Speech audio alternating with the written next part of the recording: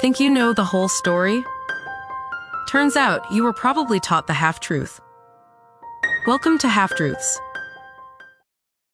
Close your eyes for a moment and picture Hawaii. What do you see? Maybe it's the dramatic green cliffs of the Na Pali coast. Maybe it's the fiery glow of Kilauea volcano. Or maybe, just maybe, it's the sweet golden ring of a pineapple. You can almost taste it. That tangy, tropical flavor that seems to encapsulate the very essence of paradise. It's the star of the Hawaiian pizza, the garnish in a piña colada, the prize at the center of an upside-down cake. For generations, the pineapple has been more than a fruit. It's been an edible ambassador for the Aloha State. We learned it from a young age. On the side of a can of fruit cocktail, in a history book footnote, on a travel poster promising sun-drenched escape.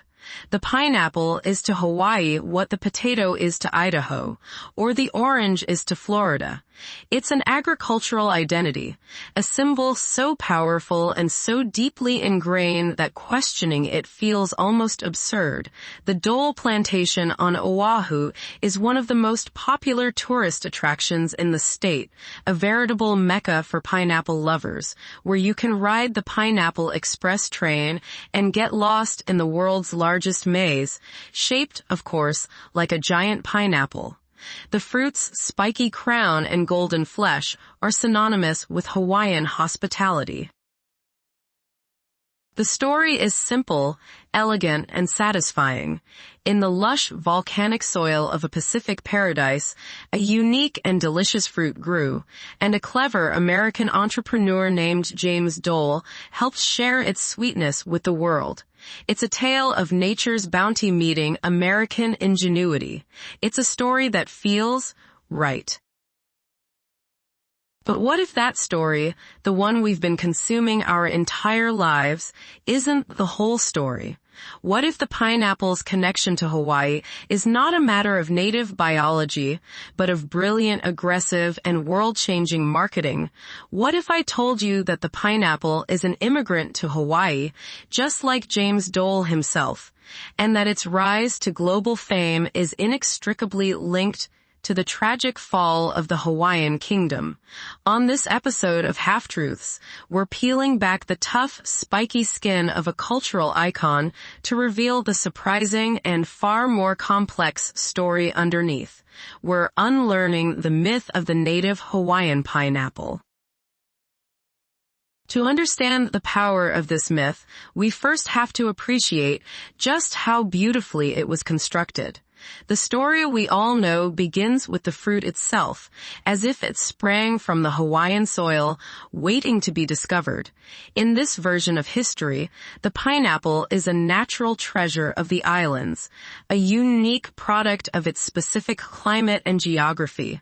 Then along comes our hero, James Drummond Dole, a fresh-faced Harvard graduate who arrives in Honolulu in 1899 with a passion for agriculture and $1,000 in his pocket. He sees the potential in this exotic local fruit and, through hard work and innovation, builds an empire. This narrative is a classic American dream story, just transplanted to a tropical setting. Dole buys a dusty 64-acre plot of land in the central plains of Oahu and starts his first pineapple plantation. He experiments, he toils, and in 1901, he founds the Hawaiian Pineapple Company. The challenge, of course, is that fresh pineapples are delicate and don't travel well. So, Dole's true genius, the story goes, was in perfecting the canning process. He built a cannery that could preserve the fleeting taste of summer, making it possible to ship a piece of Hawaiian sunshine to every corner of the globe. The iconic red Dole logo became a seal of quality, a promise of exotic flavor delivered straight to your kitchen. Ads from the mid-20th century paint a vivid picture. They feature smiling, hula-dancing women, lush green landscapes, and taglines that sold not just a fruit, but a fantasy. From the sunny fields of Hawaii, they'd proclaim, the pineapple wasn't just food, it was an experience. It was a slice of paradise you could buy for a few cents at your local grocery store. It was shorthand for celebration, for hospitality, for a taste of the exotic. This story is incredibly compelling because it's simple, positive, and aspirational. It merges the romance of a tropical paradise with a triumphant tale of industrial progress. It's a win-win. Hawaii gets a signature industry, and the world gets delicious pineapples. And for 100 years, that's the story we've bought, literally and figuratively. The pineapple became so intertwined with Hawaiian identity that to suggest otherwise felt like trying to separate peanut butter from jelly. The fruit's image is plastered across every souvenir shop in Waikiki, on aloha shirts, on keychains, on everything. It's a cultural shorthand, a symbol that instantly communicates Hawaii. The myth is complete, self-sustaining, and delicious. It's the perfect story. Except for the parts that aren't true. The first thread we need to pull to unravel this story is the most fundamental one, the pineapple's passport. Where is it really from? The answer is not on a volcanic island in the middle of the Pacific, but deep in the heart of South America. Botanical evidence points to the Paraná-Paraguay River Basin, the region between southern Brazil and Paraguay, as the pineapple's ancestral homeland. For centuries before Europeans ever set foot in the Americas, the indigenous Tupi-Guarani peoples were cultivating this remarkable fruit. They didn't call it a pineapple, of course. They called it ananas, which translates to excellent fruit. A fitting name. It was a staple of their diet and culture, and they carried it with them as they migrated and traded throughout South and Central America and the Caribbean. This is where the story takes its first major turn. On November 4, 1493, on his second voyage to the New World, Christopher Columbus and his crew landed on the island of Guadeloupe. There, they encountered the ananas for the first time. They were fascinated by this strange fruit that looked like a pine cone but had the sweet, intoxicating flavor of a dozen other fruits combined. They called it Piña de Indies, or Pine of the Indies. Columbus brought the pineapple back to Spain, and it caused an immediate sensation. In the royal courts of Europe, this bizarre, sweet, crown-wearing fruit became the ultimate status symbol. It was incredibly rare and outrageously expensive. Why? Because you couldn't grow it in Europe's climate, at least not easily. For the next 2 centuries, European aristocrats spent fortunes building elaborate greenhouses called pineries in a desperate attempt to cultivate this tropical trophy. Owning a pineapple was impressive, but actually being able to grow one was the height of horticultural prowess. It was such a symbol of wealth and prestige that you could even rent a pineapple for an evening to use as a centerpiece for your dinner party, just to show your guests you were a person of means. So how did this South American celebrity fruit, coveted by European kings, end up in Hawaii, thousands of miles away on the other side of the world? Not through some ancient Polynesian canoe voyage. The best historical guess is that it was introduced to the islands sometime in the late 18th or early 19th century, most likely by Spanish traders or sailors. It was a botanical curiosity, planted in a few gardens, but it was by no means a major crop or a part of traditional Hawaiian agriculture or diet. It was just one of many foreign plants that had found its way to the islands. So, when James Dole arrived in 1899, the pineapple was already in Hawaii, yes, but it was no more Hawaiian than the horses and cattle that had also been introduced. It was a transplant, an alien species. And this brings us to the most critical piece of missing context in the popular story, the world James Dole walked into.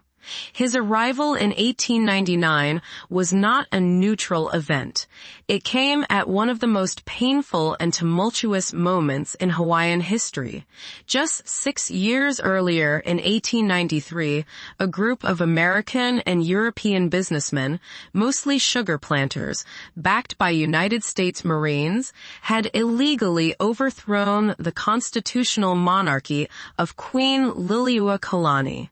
They established a provisional government and then a republic with the ultimate goal of being annexed by the United States.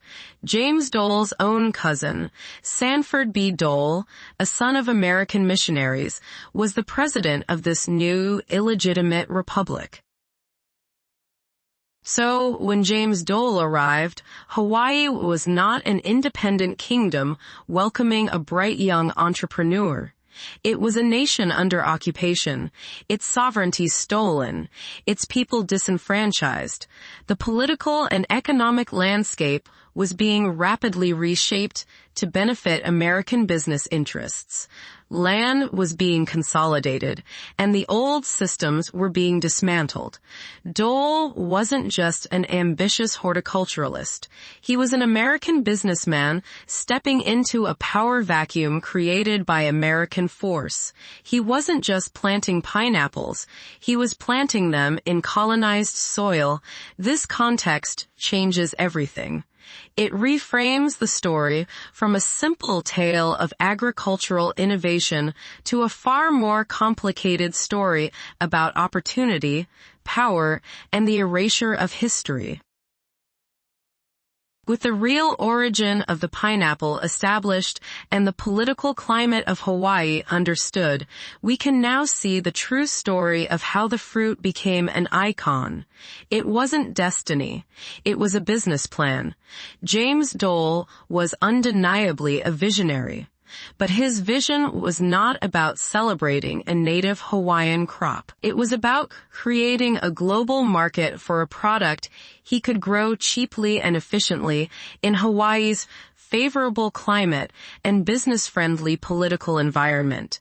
His masterstroke was not discovering the pineapple, but industrializing it. The small 64-acre farm is a key part of the myth, but the reality was rapid expansion. He and other American planters bought up huge tracts of land, often for pennies on the dollar, transforming the landscape of central Oahu and other islands from diverse ecosystems into vast monoculture pineapple fields. His Hawaiian Pineapple Company, which would later be renamed the Dole Food Company, grew at an explosive rate. The true engine of this growth was the cannery he built in 1907. It was the largest in the world and a marvel of modern efficiency. By creating a shelf-stable product, Dole solved the pineapple's greatest weakness, its perishability. He could now mass-produce and ship his product anywhere. But having a great product isn't enough. You have to sell it. And this is where the myth of the Hawaiian pineapple was truly forged. Dole was a pioneer of national branding and advertising. In 1908, realizing that no single company could afford the kind of campaign needed to introduce a strange new fruit to the American public, he and the other Hawaiian pineapple growers pooled their resources. They launched one of the most successful marketing campaigns in history. Their strategy was simple and brilliant. They wouldn't just sell canned pineapple. They would sell Hawaii. Their advertisements, which ran in national magazines like the Ladies' Home Journal and the Saturday Evening Post, were a masterclass in myth-making. They created a potent cocktail of exoticism and American accessibility. The ads depicted a romanticized, fictional version of Hawaii, a carefree paradise of hula dancers, pristine beaches, and smiling natives, all joyfully offering up their native fruit.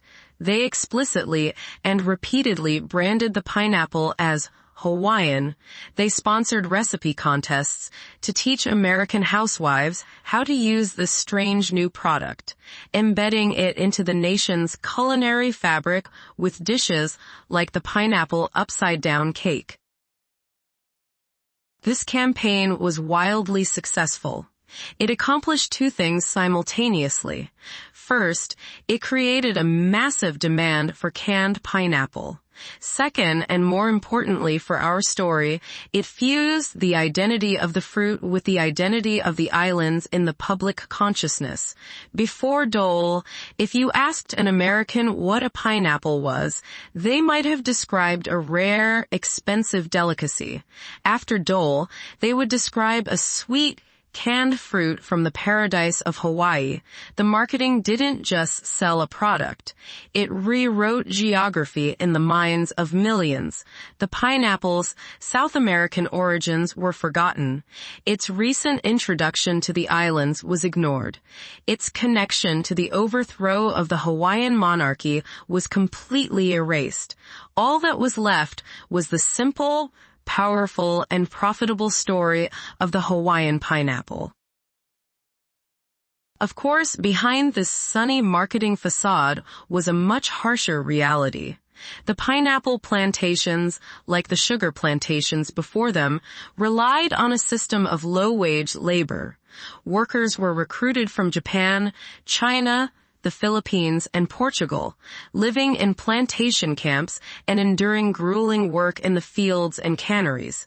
The industry consolidated land and water rights, further dispossessing native Hawaiians and altering the island's ecology forever.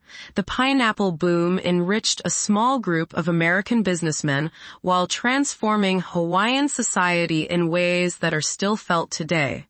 The symbol of hospitality was built on a system of exploitation. And what about today? Here's the final ironic twist in the story. While Hawaii is still mentally the pineapple capital of the world, in reality, its reign is long over. Starting in the latter half of the 20th century, pineapple production began to move away from Hawaii to countries like the Philippines, Thailand, and Costa Rica, where land and labor were significantly cheaper. Dole, Del Monte, and other companies shifted their operations, chasing higher profit margins. Today, Hawaii produces less than 1% of the world's pineapples.